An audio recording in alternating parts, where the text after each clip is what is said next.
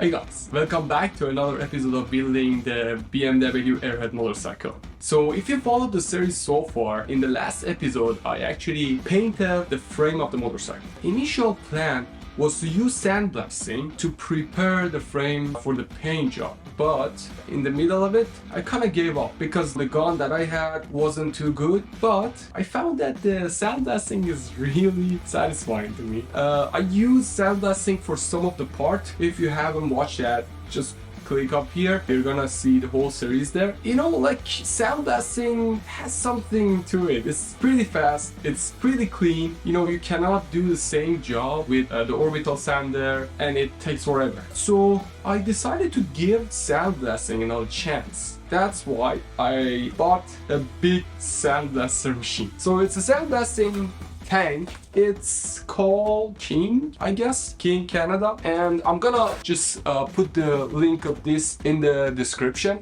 so you can check it out if you want. If you're Canada, you know, you can get it, but I'm pretty sure in US and other places there's gonna be some other equivalent of this, you know, like cheap sandblasting tool. So the difference here is that it has a big tank, so you put sandblasting media into this tank and it's not like every 2 or I don't know, 5 seconds you need to change the sandblasting media for that cheap Amazon gun. This one is a lot different. It looks huge and looks really heavy duty, and I hope by using this I can actually do sandblasting for the rest of the parts that I want to prepare them for the paint. So I'm gonna unbox this, and after that I'm gonna install it and give it a try. So stay tuned.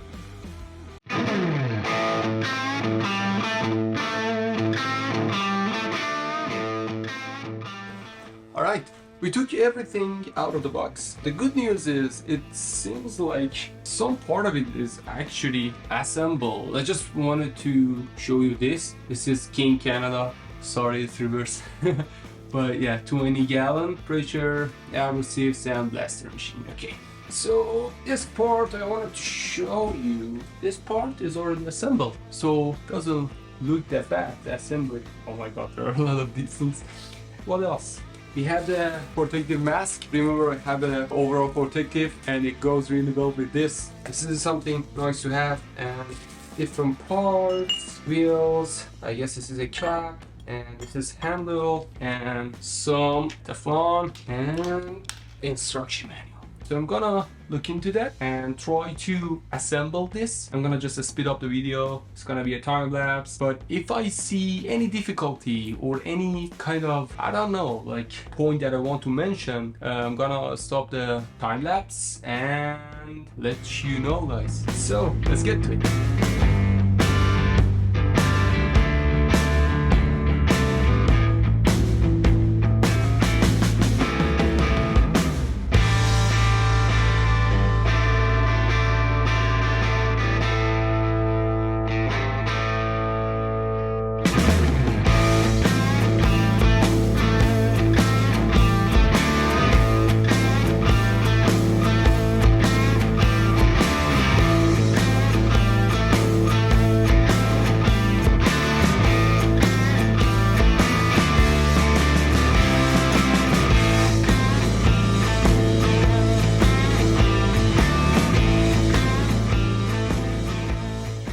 Okay, I forgot to actually put the media hose in the frame when I was showing you all the things in the box. So, you have that.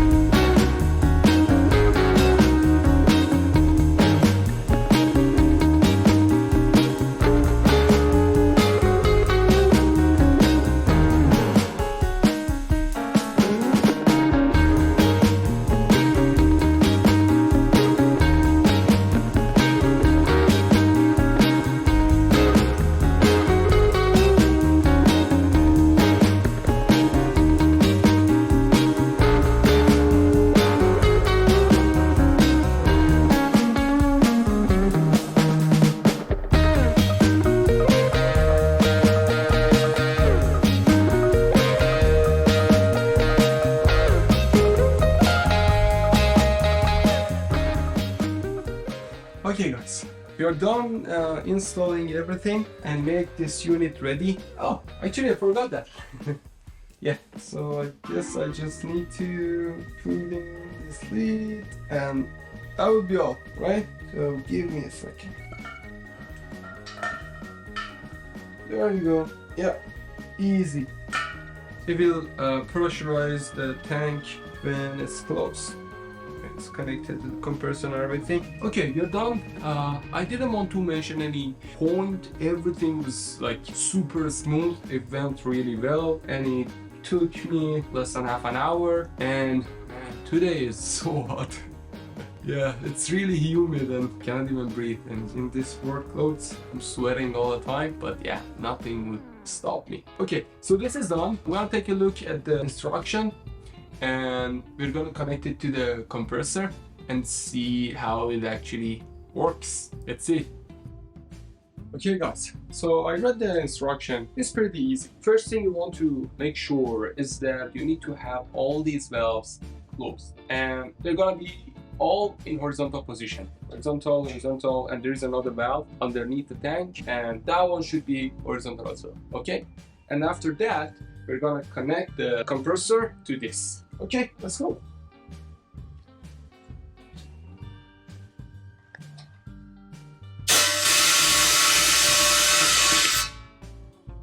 Interesting. In the instruction says should be horizontal, right? And there is even one picture of it. This one is vertical, right? I'm not sure anyway. So now it's closed.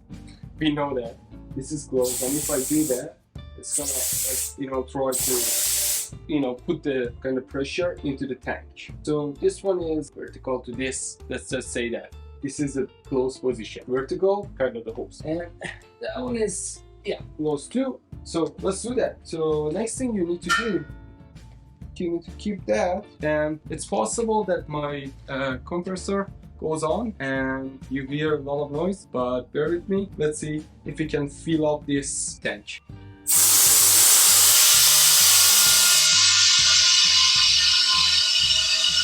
Yeah, the pressure is going on. The compressor went on, as I said. Everything looks normal, nothing crazy. 60 psi, it will stop, and it's going really slowly. And to be honest, my compressor is not that good. I'm not sure if it's capable of running this, but it says that the minimum CFM is 6. Well, wait until it gets filled up.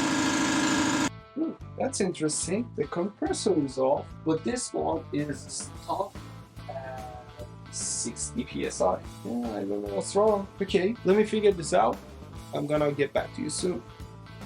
Okay guys, we found the problem. So the output of the compressor was set to 60 psi. So it was obvious that we're gonna get the same pressure in this tank as well. Now, when the tank is pressurized, now we can actually open other valves, this one and that one, and then see if we can actually get air in the nozzle. There isn't any sand in it. Actually, when I was shaking it, I felt something is moving in it. It was like sand. I have a little bit of sands, but I'm gonna get a lot of sands to just test this later. But for now, we just want to make sure that it works. So if I open this, yeah, as you can see, that one goes up.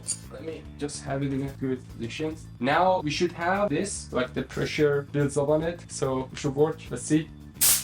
Yeah, it does. And then after this, if I open the nozzle for the sand, you should get that. So yeah, then you should get sand if there is anything in it. It looks like there isn't any sand in it. I might have just heard something, I don't know. But anyways, I'm gonna get sand and be back in 1, 2, 3. Now we are back with the sand. So I went to Princess Auto in Canada. I'm not sure if you have access to this kind of sand, but this is a recycled crushed glass, so it's pretty cheap. So for the whole 100 pounds, each pack is 50 pounds, and for the whole thing I paid only $30, and it's pretty cheap. The small bag that I got from Amazon, it was around 20 something dollars. So that one doesn't work at all. The problem of this sand is that that you cannot recycle it. And I don't have any plan to recycle it because I don't have any sandblasting cabinet or anything. So it's just like when I use that, it's all gone. But it makes sense. I guess that makes more sense for me. So the next thing that we're gonna do is to empty the air, pressurize in this tank, and after that I'm gonna pour the sand into it and try to just get a little bit sand going out of this. And after that, for the next episode, I'm gonna actually use it on some of the parts that I want to prepare for the painting. And my plan is to sandblast the rims, so stay tuned for that. Alright, I read the instruction manual and it says that if I want to empty the tank, first thing that I need to do is close this valve, and it starts bleeding a little bit from the back of it. And after some point when the pressure is low, I think I can remove the nozzle to just help it get empty faster. I'm not sure if I'm gonna do that. Let's see how fast it is, okay? So yeah, you're gonna hear some sound, be careful. I'm gonna close this.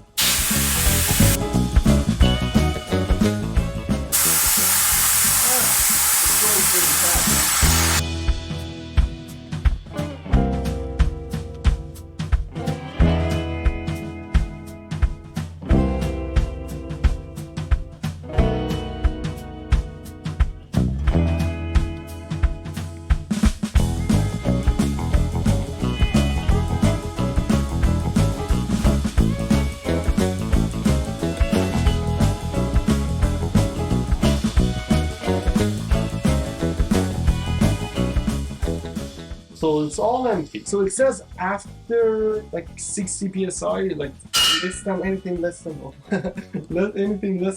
60 psi, you can actually open the valve again, and it starts to flow of the air. It's gonna redirect from this small bleed to actual nozzle, and then it empties itself pretty fast. Okay, there we go. So we have the empty. I'm gonna pour in sand.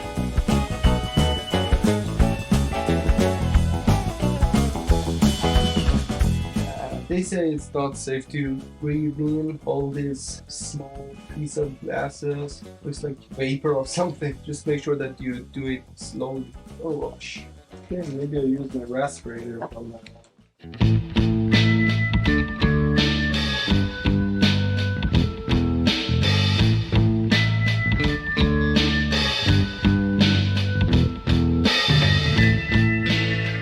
Okay, I poured 50 pounds into this tank. So the instruction says I can pour 80 pounds of sand into this, but for now that's more than enough. I just want to test and see if any sand coming out. So now I'm gonna reconnect everything and then pressurize the tank again, as you saw before. And after that, we're gonna test it.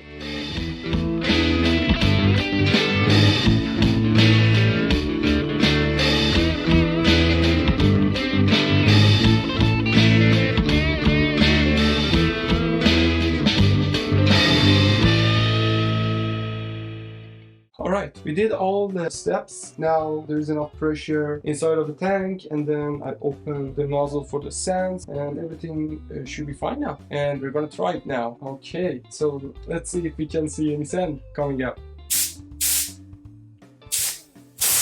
Woohoo!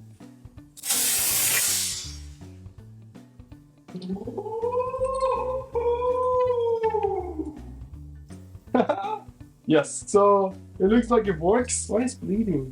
I don't know. So maybe there's need to be some calibration, but I'm pretty happy. Now the sound is coming out, so that's a good sign. So tomorrow we're gonna wear all the safety gears and then go for the actual test on the actual part. Okay, stay tuned for the next episode. See you soon.